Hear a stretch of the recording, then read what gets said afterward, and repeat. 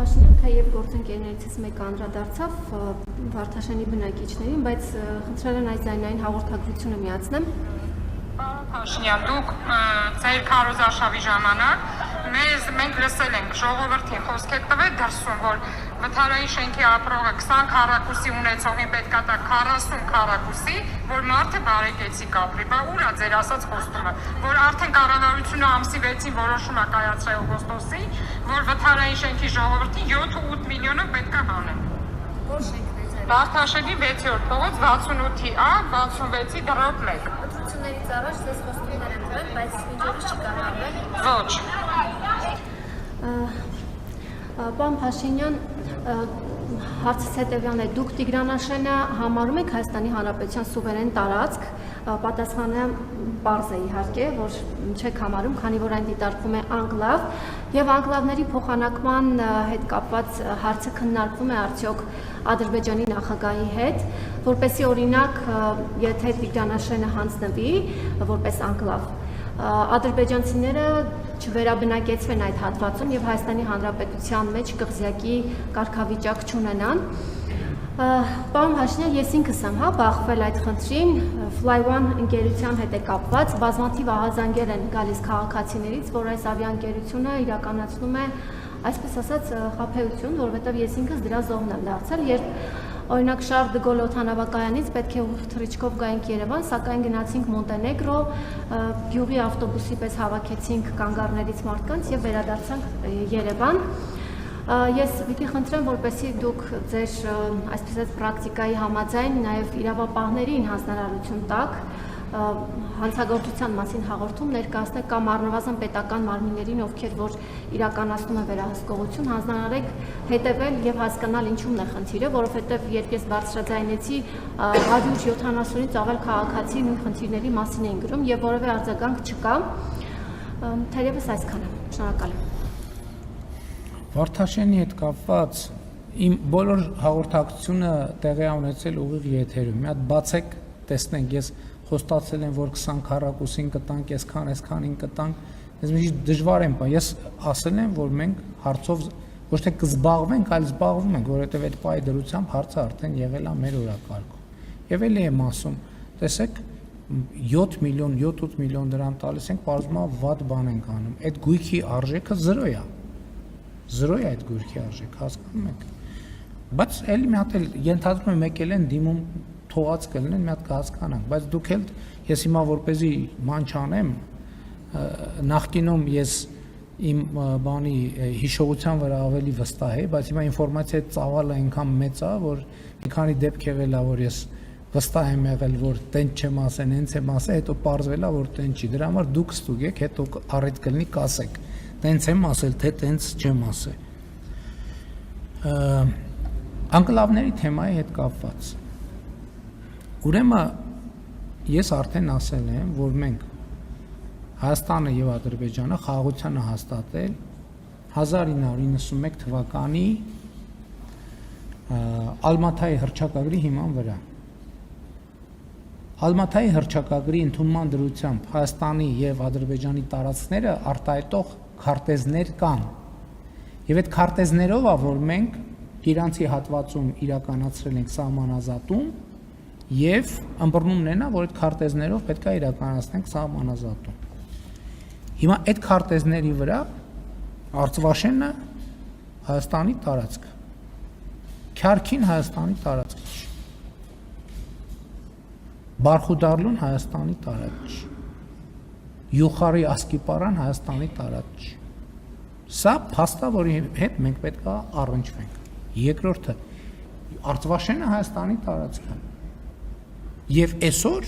տարածքներ կան, որ փոխադարձաբար այդ քարտեզներում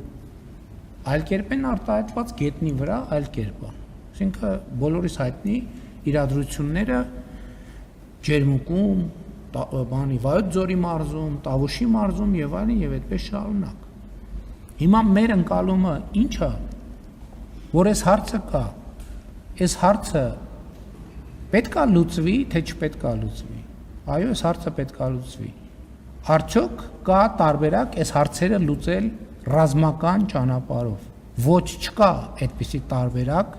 հարցերը լուծել ռազմական ճանապարհով։ Դա անցյալ եւ փակված էջ է։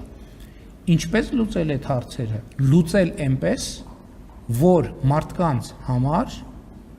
եւ երկու երկրների համար լինի հարմար, այդ թվում այդ տարածքում ապրող բնակիչների համար։ Եվ մենք կոնկրետ այդ թեման, որ եկեք սենց անենք, սենց լինենք, այդ թեման կոնկրետ չի քննարկվել երբեք։ Հրապարակային այդ թեմայի շուրջ ավելի շատ բան ասվել, քան բանակցությունների սեղանի շուրջ։ Եվ սահմանազատման գործընթացում մենք պետք է այդ խնդիրները հասցեագրենք։ Այստեղ կա պրինցիպիալ մի խնդիր, եւ ինչա 1991 թվականի Ալմաթայի հռչակագիրը։ Հայաստանի տարածքը 29743 քառակուսի կիլոմետր է։ Այս 29743 քառակուսի կիլոմետրի մեջ Արցվաշենը կա, ներառված է, բնականաբար, որպես մեր էքսկլավ։ Մեր տարածքում գտնվող անկլավները ներառված չեն։ Հետևաբար այդ տարածքները այդ հաշվարկի մեջ դուրս են 29743 քառակուսի կիլոմետրից։ Բայց սահմանազատման process-ների արդյունքում Հայաստանի տարածքը պետք է լինի 29743 քառակուսի կիլոմետր։ Հիմա տարբեր ես ճամբարակել եմ գնում օրինակ եւ ճամբարակում կամ նույնիսկ Երևանում հանդիպում եմ արցվաշենցիների։ Նրանց մի մասը ասում են, որ գիտեք ինչ, մեր գյուղը թող վերադառնա, մենք գնանք մեր գյուղում ապրենք։ Մյուս մասը ասում են, դե ճամբարակում արդեն տնավորվել, տեղավորվել ենք։ Թող համապատասխան բանը լինի, տարածքների փոխանակումը լինի, մենք մի հատ էլ հիմա բան չանենք։ Ադրբեջանական կողմն էլ հրապարակային այդ թեմայով հայտարարություններ արել եւ առանց չափազանցության հրապարակային դաշտում այդ թեմայով ավելի շատ ինֆորմացիա կա, քան թե դրա մասին խոսվել է բանակցությունների սեղանի շուրջ։ Մի բան հստակ է։ Մենք այսօր չունենք ոչ մի պայմանավորվածություն, ոչ մի արձանագրում, որ հարցը պետք է լուծել կամ այս կերպ կամ այն կերպ։ Մենք ունենք հստակ ըմբռնում եւ դա արձանագրված է Հայաստանի եւ Ադրբեջանի սահմանազատման հանձնաժողովների համատեղ գործունեության կանոնակարգում, այս անջատեմ, որ ֆիքսենք, որ հնչել է, այս հարցի պատասխանից հետո արդեն ավարտում է։ Այդ բանում փաստաթղթում արձանագրված է, թե մենք ինչ սկզբունքներով պետք է իրականացնենք սահմանազատումը։ Սահմանազատման արդյունքում այդ հատվածներում ապրող մարդիկ ոչ թե պետք է խնդիրներ ունենան եւ այդ գյուղերում ապրող մարդիկ։ Մենք սահմանազատման արդյունքում ոչ թե արցվաշենցիների համար պետք է խնդիրներ ստեղծենք, անհանգստություններ, վտանգներ եւ այլ ընդհակառակը պետք է անենք, որ մարդիկ երկար տասնամյակներով, հարյուրամյակներով հանգիստ, խաղաղ, առանց կոնֆլիկտային պոտենցիալի ապրեն։ Հիմա դուք կարող եք ասեք, հա, կոնցեպտը հասկացանք, բայց դա գործնականում ի՞նչ է նշանակում։ Գործնականում այս պահին չկա որևէ պայմանավորվածություն։ Պետք է երկու կողմերը նստեն բանակցությունների սեղանի շուրջ եւ ընդ որում պետք է նայել բանի ընդհանուր համատեքստում, որովհետեւ մենք մեր կողմն ենք նայում։ Օրինակ Ադրբեջանում էլ կա իրավիճակներ, որ եթե ճշգրիտ կանոնով իրականացնենք սահմանազատումը, առնվազն մի քանի բնակավայրեր ընդհանրապես ճանապարհից զրկվում են։ Այսինքն ընենք չի, մենք մեր կողմից ենք նայում, մեզ թվում է, որ մենք այդ խնդիրը մենակ մենք ունենք, բայց այդ խնդիրը միայն մենք չունենք։ Եվ քանի որ խաղաղություն է հաստատված, այդ հարցերը բոլորը պետք է լուծվեն խաղաղության տրամաբանության մեջ։ Այն հաշվառումով, որ Հայաստանի 29743 քառակուսի կիլոմետր տարածքը ֆիքսվի։ Ադրբեջանի տարածքը, եթե ուշադրություն եք դարձրել, ես չեմ ասում, Հայաստանի տարածքը այսքան պետք է լինի, Ադրբեջանի տարածքը այսքան պետք է լինի։ Էդ էլ որպեսզի դավադրապաշտություն չառաջանա, ասեմ ես ինչի Ադրբեջանի տարածքի թիվը չեմ ասում, որովհետև խորհրդային միության ժամանակներից մինչև հիմա Ադրբեջանի տարածքը փոխվում է կապված Կասպից ծովի մակարդակով, որովհետև բարձրանում է Ադրբեջանի տարածքը քչանում է, իջնում է Ադրբեջանի տարածքը շատանում է։ Դրա համար ես 1-2 անգամ օգտագործել եմ, հետո հասկացել եմ, որ դա բանա, ճիշտ մեթոդաբանություն չի, որովհետև կարա այդ թվերի տարբերությունից մի անգամ այսքան ասեմ, մի անգամ այնքան ասեմ, կարա ինչ մեկնաբանության դաշտ ասես բացվի։ Դրա համար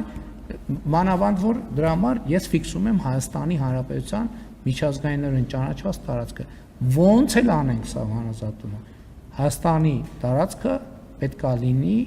լինելու է եւ E 29743 քառակուսի կիլոմետր։ Շնորհակալ եմ։